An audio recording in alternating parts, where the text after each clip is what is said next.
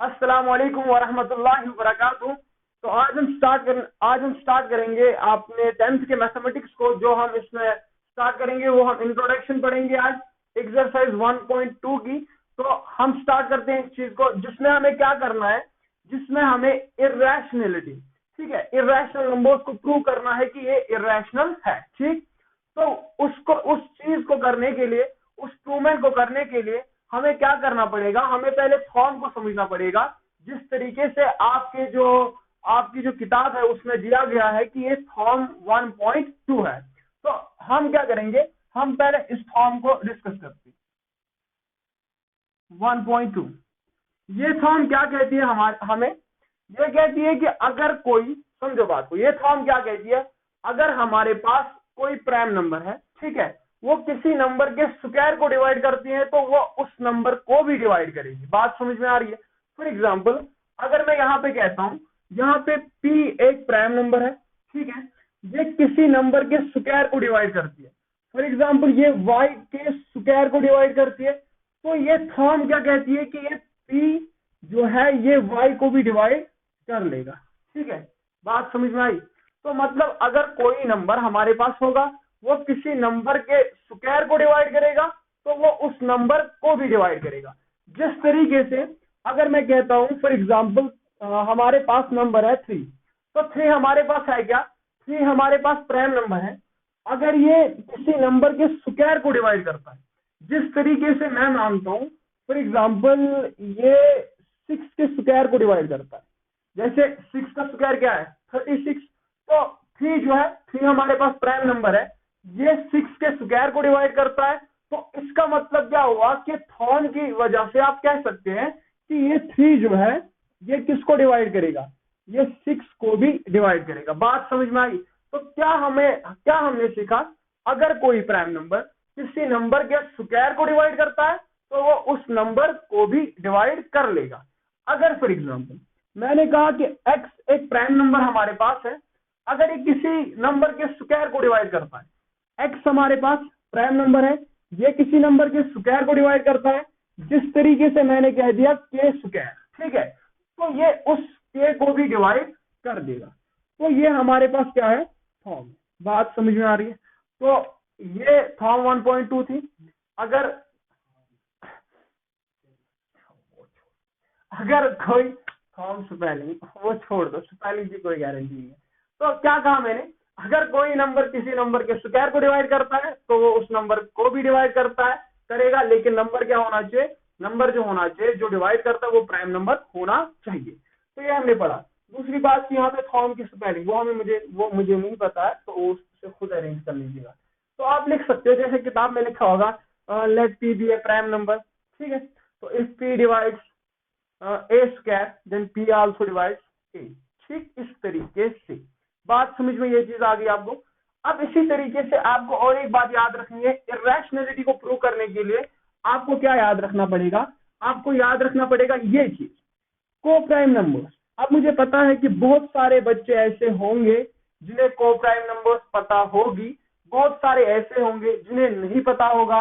तो different categories के students होते हैं, क्योंकि क्लास जो है वो 10th की है, कोई हायर क्लास नहीं है, तो भूल जाता है बच्चा। तो को प्राइम एक छोटा सा नंबर आपने पढ़ा होगा, को प्राइम उन नंबर्स को कहते हैं जिनके बीच में कॉमन फैक्टर क्या हो, खाली 1 हो। मैंने क्या कहा, को प्राइम जो होते हैं वो नंबर्स होते हैं जिनका कॉमन फैक्टर क्या हो, खाली 1 हो। तो जिस तरीके से वो आप लिख लीजिएगा, मैं यहाँ पे लिख नहीं रहा हूं, आप क्या लिखोगे, को प्राइम नंबर्स और those numbers which have common factor 1। ठीक, अगर हम यहाँ पे बात करेंगे, फॉर एग्जांपल मैंने कहा 2 और 3, अब 2 और 3 को प्राइम है। देखो 2 का फैक्टर क्या है, एक तो 1 है, दूसरा क्या है 2। 3 का फैक्टर क्या है, एक 1 है, दूसरा क्या है 3। अगर मैं बात करूंगा यहाँ पे कि कॉमन फैक्टर कौन है, तो आप बताओ कि कॉमन फैक्टर जो है वो 1 है, तो इसकी वजह से 2 और 3 क्या हुए, को प्राइम हुए। अगर मैंने कहा 7,5, तो अब ये को प्राइम है क्या, तो आप क्या करोगे, चेक कर लोगे, इसका फैक्टर 1 और 7, इसका फैक्टर 1 और 5, तो मतलब ये भी क्या होंगे, ये भी हमारे पास को प्राइम होंगे, क्योंकि कॉमन फैक्टर खाली कितना है, 1 है। अगर मैंने अब अलग से नंबर लिए, मैंने 2 को लिया, और 6 को लिया। अब ये को प्राइम है, चेक कर लेते हैं। इसका कॉमन फैक्टर 1, इसका फैक्टर 1 2, इसका 1 भी होगा, 2 भी होगा, 3 भी होगा और 6 भी होगा। अब कॉमन फैक्टर क्या है इनमें?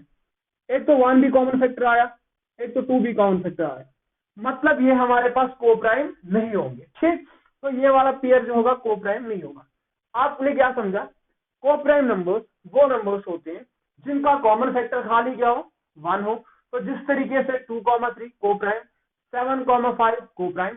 और एक बात आपको याद रखनी है, अब ये को प्राइम जिस तरीके से मैंने अगर कह दिया, अगर मैंने कह दिया ए डिवाइडेड बाई बी ये आपस में को प्राइम है, तो आप क्या कहोगे? ए डिवाइडेड बाई बी आपस में को प्राइम है। ए और बी क्या है? वेरिएबल, मतलब इनकी वैल्यू चेंज हो सकती है। ठीक, तो ए और बी को प्राइम है, तो इसका मतलब हुआ जो भी नंबर होंगे, ये ए और बी कोई भी नंबर होगा, लेकिन कॉमन फैक्टर खाली क्या होगा? 1 होगा।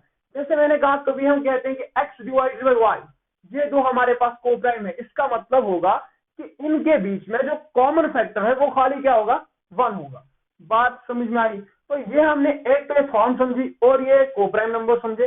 तो अब हम चलते हैं कि इर्रेशनैलिटी जो है, जैसे कि हमें इर्रेशनल नंबर्स को कैसे प्रूव करना है। ठीक, पहले हम समझते हैं इर्रेशनल नंबर किन्हें कहते हैं, आफ्टरवर्ड्स हम समझेंगे इर्रेशनल नंबर्स को हम कैसे प्रूव करेंगे। बात समझ में आई? तो आगे चलते हैं।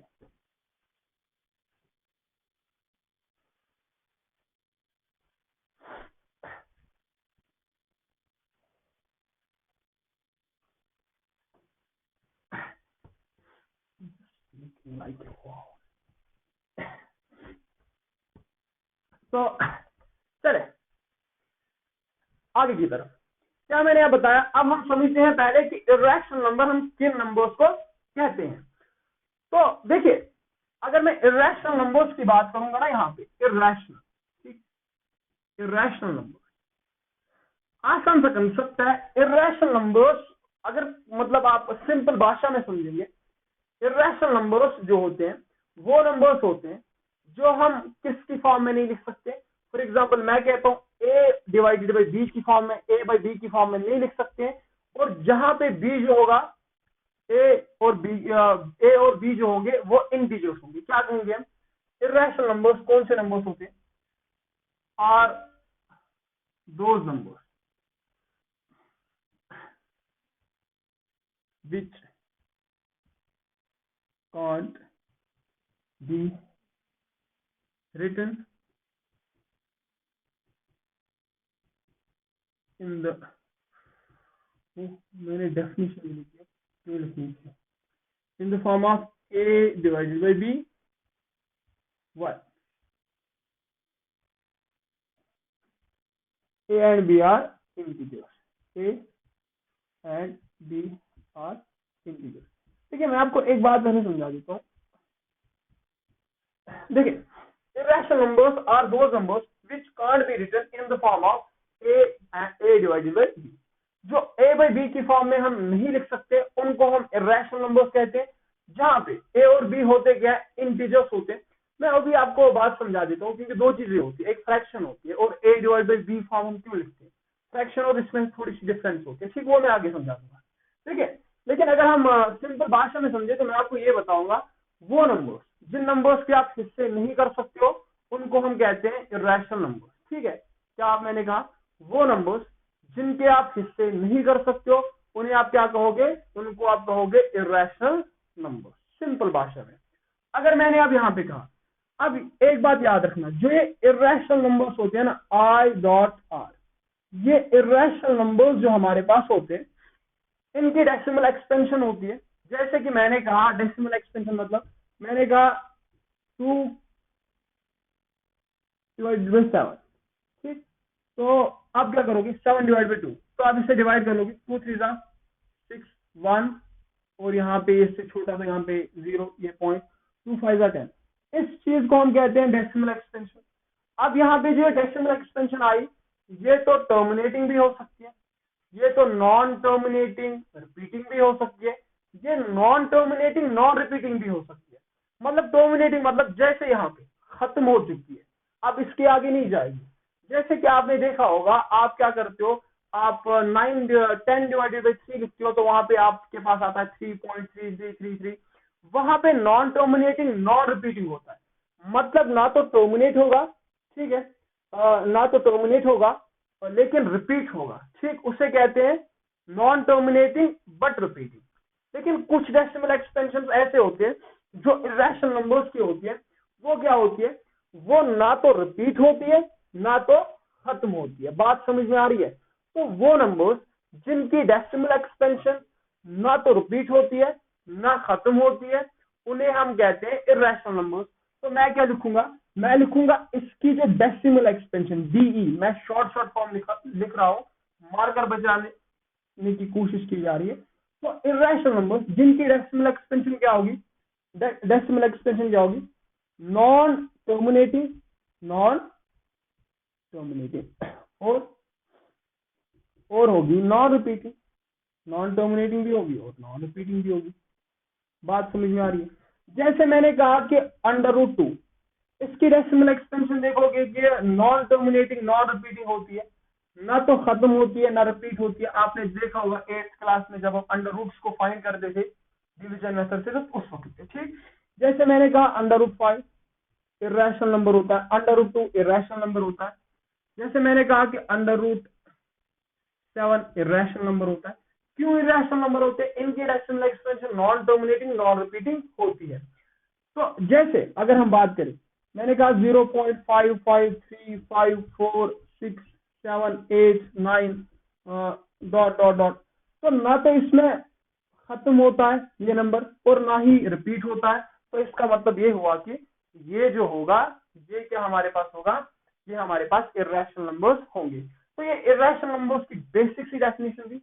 अगर टाइम मिला कभी तो अलग से बता देंगे, लेकिन क्योंकि हमें एक्सरसाइज के लिए पढ़ना है तो इसलिए जल्दी जल्दी सही से खत्म करते हैं, ठीक है।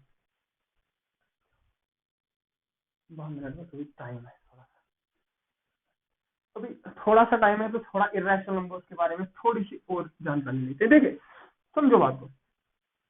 अब एक बात याद रखना, अगर अंडर रूट के अंदर, अगर हमारे पास अंडर रूट के अंदर कभी भी क्या हो, अंडर रूट के अंदर परफेक्ट स्क्वायर नंबर होता है तो वो क्या होता है, वो रैशनल होता है। जैसे कि मैंने कहा √25, ये हमारे पास क्या होगा, रैशनल होगा।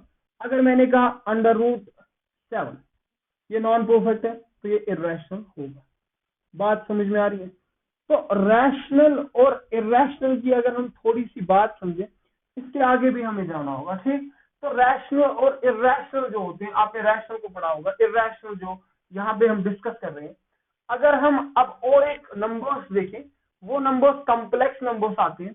जैसे कि अगर आप अंडर रूट के अंदर आपने लिखा √-5, ये हमारे पास कॉम्प्लेक्स नंबर होगा, तो इसमें a+i/b लिखा जाता है, तो वो जो होती है हमारे पास एक इमेजिनरी नंबर, कॉम्प्लेक्स नंबर बन जाता है। तो मतलब अगर कभी भी अंडर रूट के अंदर हमारे पास क्या आया, -5 आया, ठीक, माइनस आया, माइनस की टर्म साथ आई, तो वो हो जाएगा क्या, कॉम्प्लेक्स नंबर हो जाएगा, ठीक है। लेकिन समझो बात, और एक चीज आप याद रखोगे, ठीक है, बात को समझो।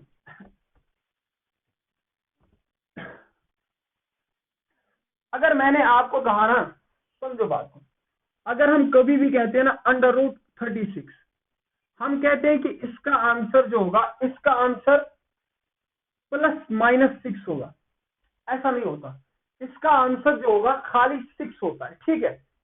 मैंने क्या लिखा, √36, आप कहते हैं कि +-6, ऐसा नहीं, +-6 नहीं होगा, इसका आंसर क्या होगा, खाली खाली इसका आंसर क्या होगा, 6 होगा। अब क्यों 6 होगा, माइनस वाला क्यों नहीं होगा? देखिए, इस √36 का मतलब है कौन सा नंबर जिसे हम खुद के साथ मल्टीप्लाई करें वहां पे 36 आंसर आ जाए, वो इसका आंसर होगा। हम कहते हैं कि अगर आप 6 × 6 करते हो, अगर आप 6 × 6 करते हो, वहां पे 36 आंसर आता है, तो मतलब 6 इसका आंसर होगा। अब दूसरी बात, अगर हम -6 × -6 करते हैं, वहां पे क्या आता है, वहां पे हमारे पास आंसर कितना आता है, वहां पे हमारे पास आंसर आता है 36, तो मतलब -6 भी इसका आंसर होगा। तो ऐसा नहीं होता, क्योंकि ये यहाँ पे कॉम्प्लेक्स नंबर बन गया, तो इसकी वजह से हम यहाँ पे इससे अब हमारे लिए इमेजिनरी नंबर बन गया, कॉम्प्लेक्स नंबर बन गया, तो यहाँ पे इसका आंसर -6 नहीं आ सकता है। बात समझ में आई? क्योंकि अंडर रूट के अंदर माइनस नहीं हो सकता अभी 10th के लिए, ठीक। लेकिन अब अगर हम लिखते हैं ना इस तरीके से, मैं लिखता हूं, मैंने लिखा के स्क्वायर इक्वल्स, ठीक है, के स्क्वायर इक्वल्स 36। हाँ, अब यहाँ पे इस के की जो वैल्यू होगी वो आपके पास +6 भी आ सकती है, -6 भी आ सकती है। क्यों आ सकती है?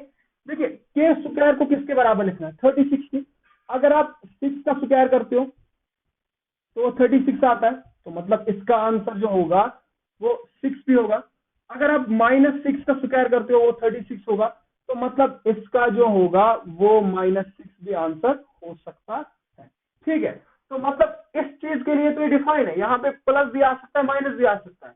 अगर इक्वालिटी हो तब प्लस भी आ सकता है, माइनस भी आ सकता है, लेकिन अगर इस तरीके से अंडर रूट में, तब खाली हमारे पास पॉजिटिव नंबर ही आता है, ठीक है।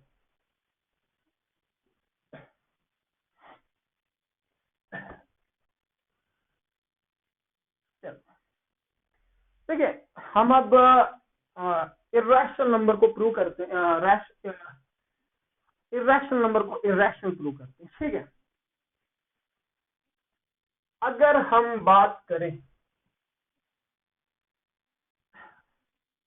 नंबर को प्रूव करें, चले हम √2 को प्रूव करते हैं। √2 हमें, देखिए स्टेप्स को याद रखना, किस तरीके से हमें प्रूव करना है √2 को इर्रेशनल। इस मेथड को हम कहते हैं कंट्राडिक्शन मेथड। और आप सबको पता होगा कंट्राडिक्शन मतलब क्या होता है, कि अपोजिट जाना। आपको पता है कि सामने वाला बंदा गलत है लेकिन आप उसको सही मान रहे हो, ये कंट्राडिक्शन है। इसी तरीके से आपको पता है √2 इर्रेशनल है लेकिन आप रैशनल मानोगे, इसका मतलब क्या हुआ कि आप कंट्राडिक्ट कर रहे हो।